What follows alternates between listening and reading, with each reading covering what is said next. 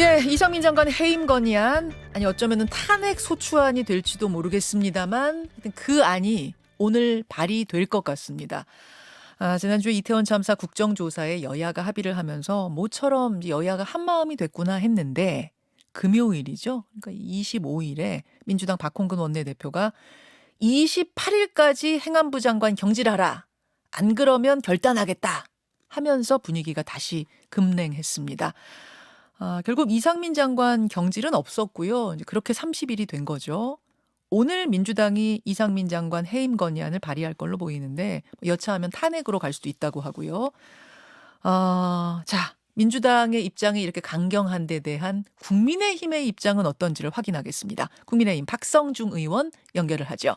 박 의원님 나와 계십니까? 네, 안녕하십니까. 예, 민주당의 입장 전해 들으셨죠? 네네네, 전해드렸습니다. 이상민 장관 해임 건의안 혹은 여차하면 탄핵 소추안까지 오늘 발의될 수 있다. 어떻게 생각하십니까? 예. 민주당은 이태원 참사 진상규명에는 별로 관심이 없고, 모든 걸 정쟁의 도구로 사용하는 것에 대해서 굉장히 유감이라는 말씀을 좀 드리고 싶습니다. 국정조사하고 이게 진상규명 하자는 뜻 아닌가요? 원래 우리가 이상민 장관 해임안이, 예. 해임안 자체를 국정조사를 합의했던 것은, 음흠. 국정조사를 해서 책임이 있으면 묻겠다는 그런 개념 아니겠습니까? 그런데 국정조사를 하기 전에 이상민 장관부터 일이 한다는 것은 이거는 문제가 있다. 그러면 이상민 장관 해임이라는 것은 답은 이미 정해놓고 이 하는 것 아니냐. 저희들은 그렇게 이제 보고 있는 거죠. 국정조사를 해보고 이상민 장관을 경질할지 말지 책임을 질지 말지를 정해야 하는데 순서가 지금 바뀌었다 그 말씀이세요? 답정너다? 그러죠. 그래서 원래 우리가 국정조사 하면은 행정안전부, 경찰청, 소방청 등 16개 기관에 45일간 국정조사를 하거든요. 예. 여기에 이제 행정안전부도 들어있기 때문에 예. 거기에서 이상민 장관의 어떤 책임 여부가 된다면은 그때 해도 늦지 않는데 답을 이미 정해놔서 하는 거죠. 왜 그런 국정조사가 필요하느냐 이런 이야기고 더 나아가서 저희들이 이제 보는 것은 예. 요사이 이재명 대표가 여러 가지 문제가 있지 않습니까? 검찰 조사받고 이런 것들이요. 그렇게 예. 이재명 구하기의 도구로 쓰이는 거 아니냐. 이런 차원에서 저희들이 굉장히 지금 거부하고 있는 거죠. 여러 가지 굉장히 불쾌하게 생각하고 있는 거죠. 이재명 구하기의 도구로서 그럼 이상민 장관 해임 건의안 같은 것을 통해 정쟁을 일으키려고 하는 거 아니냐 이렇게 보신단 말씀이에요? 그러시죠. 근데 이제 민주당에서는 국정조사를 해서 이제 형사처벌로 갈지 말지 이것과는 별개로 이상민 장관이 정치적인 책임을 지고 물러나는 게 순리아니겠냐. 경찰 조직을 관리하는 기관인데 그 기관에 수장으로 앉아 있으면서 어떻게 경찰이 공정하게 수사를 할 수 있겠느냐 이런 주장을 하는데요. 경찰이 이렇게 경찰도 문제가 있지 않습니까? 경찰이 이렇게 또 수사를 하게 된 것은 이것은 민주당이 만들어 놓은 검찰이 수사를 못하게끔 검수완박을 만들어서 모든 이런 수사 권한을 경찰로 준 것이 문제가 생긴 겁니다. 실제 이제 특수본이 만들어져서 전체적인 굉장히 수사를 하고 있기 때문에 그 결과를 보고 또 국정조사를 보면은 경찰이 또 행안부가 문제가 있는지 드러날 거 아닙니까? 그때 해도 늦지 않은데 이렇게 먼저 일치고 나가는 것은 선제히 정치적으로 어떤 더 시옥이다 이런 차원에서 저희들이 이제 문제 제기를 하고 있는 거죠. 그렇군요. 그러면은 오늘 민주당이 해임 건의안이든 탄핵 소추안이든 발의를 하면 그러면 네네. 국민의힘은 이태원 참사 국정조사 합의됐던 그거 네네. 보이콧하는 건가요? 어떻게 정해졌습니까? 저희들은 그렇게 생각하고 있습니다. 일단은 지금 저희들이 이제 국정조사 보이콧 하겠다고 강력하게 나가니까 민주당에서 해임 건의안 발의 시점을 재검토하겠다고 이제 한 발이 좀 빼졌습니다. 예.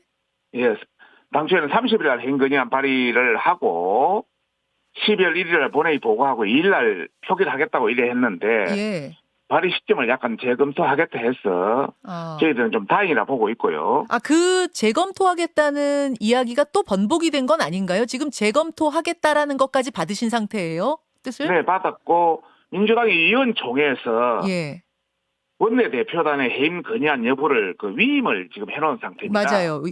위임했습니다. 예. 예. 재검토 자체에다 전체적인 것을 위임해 놓은 상태이기 때문에 예. 저희들은 조금 달라질 수 있다 이렇게 보고 있고요. 아, 오늘 발의가 아니라 그러니까 조금 여지가 있다고 보시는 거군요. 여지가 있다고 보고 있고요. 만약 해임 건의안을 하게 되면은 예.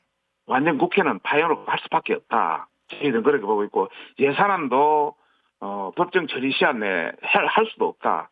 이렇게 생각해서 만약 그대로 계속 강행한다면 정인 불참이라든지 자체적으로 국정조사 그 협조에 저희들은 협조해 줄 수 없다. 그리고 국정조사위원 사퇴 등 여당 보이콧 움직임에 적극적으로 저희들이 지지할 것이다 이렇게 생각하고 있습니다. 아, 국정조사 보이콧뿐만 아니라 뭐 증인으로 누가 출석하는 문제라든지 정부 관계자들 이런 것까지도 다 어려워질 거다. 완전 파행이다. 이 말씀이세요. 예. 그리고 일단은 국정조사는 합의되었으니까 예. 원만하게 합의대로 하자 이런 차원입니다. 그리고 문제가 있다면 그때 가서 책임을 지우자. 그러니까 원만하게 하자는 말씀은 그러니까 이상민 장관 해임 건의하지 말고 원래대로 가자 그 말씀이신 거죠? 네, 국정조사해서 그 결과를 보고 문제가 있다면 이상민 장관도 뭐 그때 해임 건의안을 하든 뭘 하든 그때 하자 이런 이야기입니다. 지금 해임 건의안 정도가 아니라 탄핵 소추안을 아예 발의해버리자. 탄핵 소추안 발의하면은 법원에서 최종 결정 날 때까지 직무정지거든요. 이상민 장관 직무정지. 그렇게 네네. 가자라는 얘기도 어제 민주당 의원총회에서 쏟아져 나왔답니다. 그렇게 갈 가능성도 있거든요. 뭐 그렇게 갈 경우에는 뭐 그럼 두말할 필요도 없는 겁니까? 그러시죠 뭐. 두말할 필요도 없죠 뭐. 저희들 국정조사에 완전히 뭐 정인불참 또 국정조사위원 사퇴 이렇게 해가지고 국정조사가 제대로 진행되겠습니까? 그럼 뭐 국정조사뿐만 아니라 그냥 국회 자체가 파행이에요. 그렇게 될 경우에? 그렇죠. 예산관계도 잘 안 될 것이고. 그래서 일부 정부나 대통령실 일각에서는 이러다가는 예산안 법정시한도 넘겨서 준 예산을 검토해야 된다는 목소리도 나오고 있습니다. 아, 대통령실에서요? 네네. 대통령실에서도 이 해임 건의안에 대한 분위기가 안 좋다고 알고 계세요? 네네네. 어느 정도나 지금 격앙됐다고 합니까?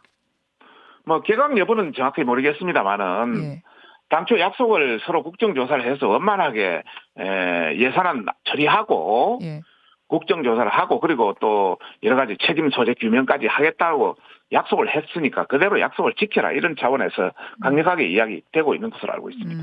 분위기도 강한 것으로 알고 있습니다. 사실은 이제 당내에서 국정조사에 대해서 좀 마뜩치 않아 하는 목소리가 있는데도 설득하면서 온 분이 주호영 원내대표잖아요. 그렇습니다. 근데 이게 그럼 이렇게 파행이 될 경우에는 주호영 원내대표한테도 일정한 어떤 좀 책임이 물어질 수도 있다고 보세요? 뭐 결론적으로 말씀드리면 주호영 원내대표한테 뭐 책임을 묻는다는 것은 어렵고요. 다시 한번 말씀드리면 국정조사에 관련해서 당내 반대 의견이 굉장히 많았습니다. 그건 사실이죠. 예. 네. 중진회의에서도 반대했었고 초재선 의원들도 반대했습니다. 또 이런 반대가 오히려 주호영 원내대표가 박홍근 원내대표하고 협상해서 하나의 지렛대가 될 수 있기 때문에 나쁘지는 않다는 우리 내부 의견도 있었고요.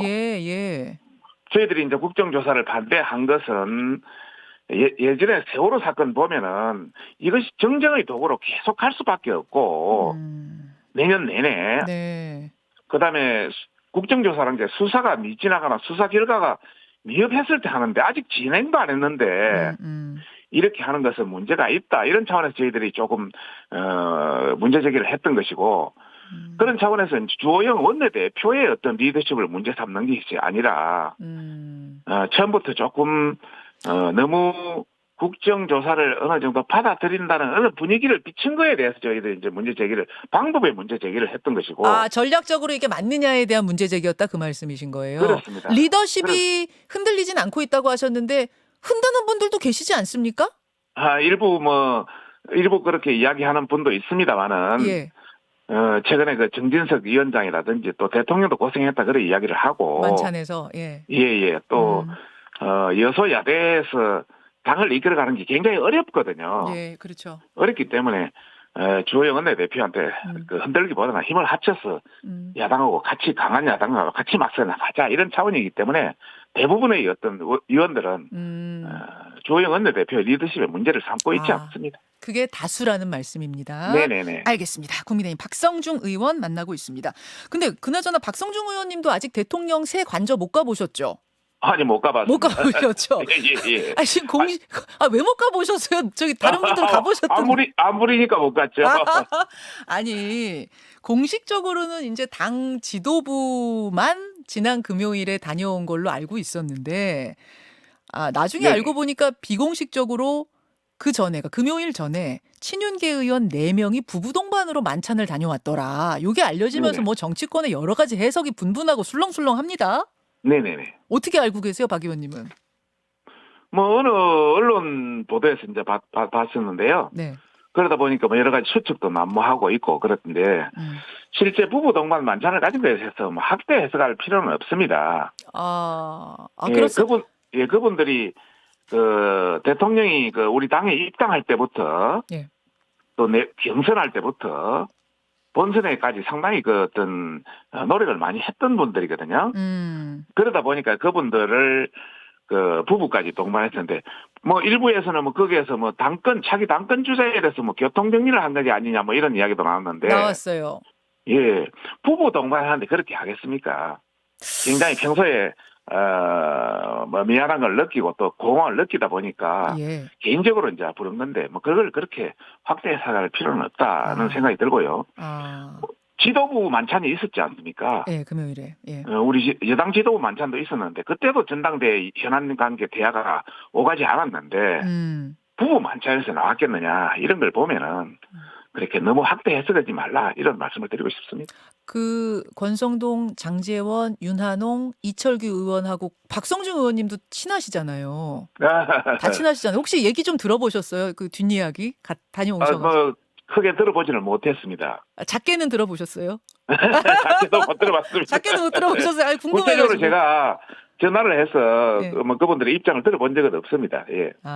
무슨 얘기가 진짜로 있었는지 막 궁금하더라고요. 왜냐하면 뭐 순서라는 게 그렇게 중요하냐 하지만 그래도 정치에서는 그 순서라는 게 중요한데 당 지도부 만찬 전에 이 이른바 이제 윤핵관이라고 불리는 4분을 부부 동반으로 먼저 초대를 했다고 하니까 이게 이 사람들만이 찐 윤핵관이다 이런 메시지를 대통령이 준 거 아니냐 뭐 이런 얘기도 나오고 친윤 중심으로 당대표를 세워라라는 메시지를 준 거 아니냐 뭐 이런 얘기도 나오고 막 그렇게 얘기가 나오고 있거든요. 뭐 그런 해석은 누구나 할 수 있는 건 아니겠습니까?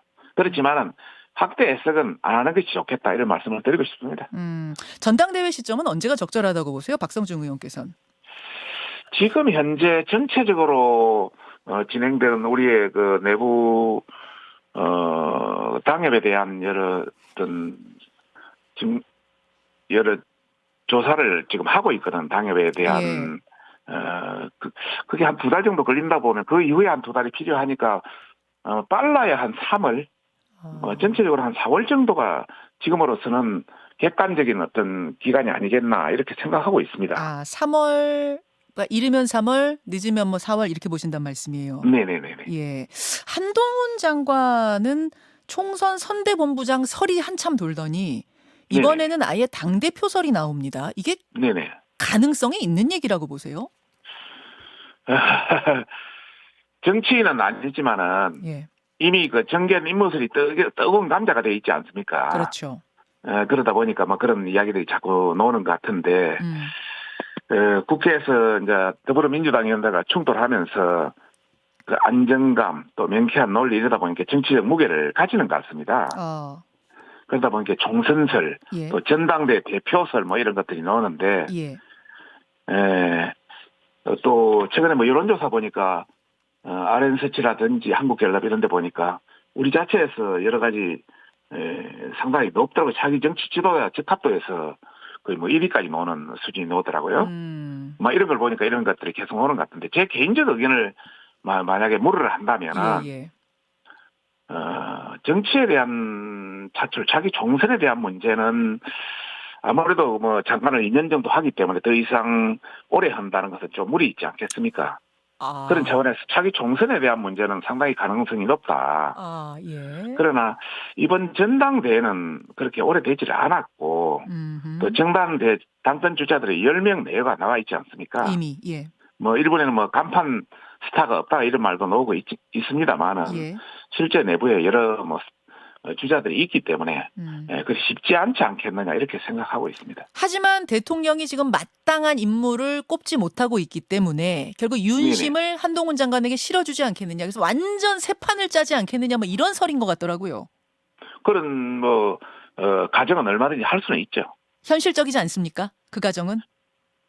뭐 불가능하다고 볼 수는 없죠.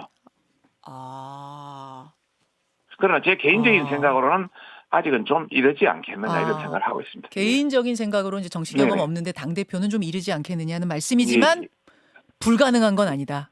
불가능한 건 아니다. 예. 분위기가. 네네. 알겠습니다. 1분 정도 남았는데요. 이준석 전 대표가 오랜만에 공개 행보를 시작했습니다. 허은하 의원 출판 기념회에서 마이크를 잡았어요. 그러면서 총선 승리 전략을 고민하고 있다 이렇게 말했습니다. 이 행보는 어떤 의미로 받아들이세요? 뭐 결론부터 말씀드리면은 어떻게든 돌파구를 마련해 보려는 그런 행보 아니겠느냐 생각이 들고 있고요. 지금 검찰의 이제 성상남 문제하고 일련의 분란 이런 문제들이 뭐 검찰에 이제 송치돼 있지 않습니까? 예, 무고죄, 예, 송치돼 있는데 이것이 만약에 기소되거나 1심에서 유죄가 난다면은 국민들이 이제 받아들이기는 좀 어려운 사항이라는 말씀을 드리고 싶고요. 다만 이제 총선 승리를 전략을 고민하고 있다. 예. 또 그 앞에 보면은 뭐 여의도와의 뭐 거리를 두고 뉴스를 보니까 우리 의원들이 사라진 지 오래다 뭐 이런 이야기라든지 10초 남았습니다. 또 빈곤 토론 장경태 위원에 대해서 빈곤 토론에 대해서 뭐 용어를 잃는다 이런 표현이라든지 의원님 마무리 뭐 이런 전쟁을 보면은 자신의 존재감을 자꾸 가시하려는 그런 차원 아니겠느냐. 그 정도로 보시는. 저는 그렇게 생각하고 있습니다. 알겠습니다. 여기까지 오늘 말씀 듣죠. 고맙습니다. 네, 감사합니다. 박성중 의원이었습니다. 김현정의 뉴스쇼는 시청자 여러분의 참여를 기다립니다. 구독과 좋아요, 댓글 잊지 않으셨죠? 알림 설정을 해두시면 평일 아침 7시 20분 실시간 라이브도 참여하실 수 있습니다.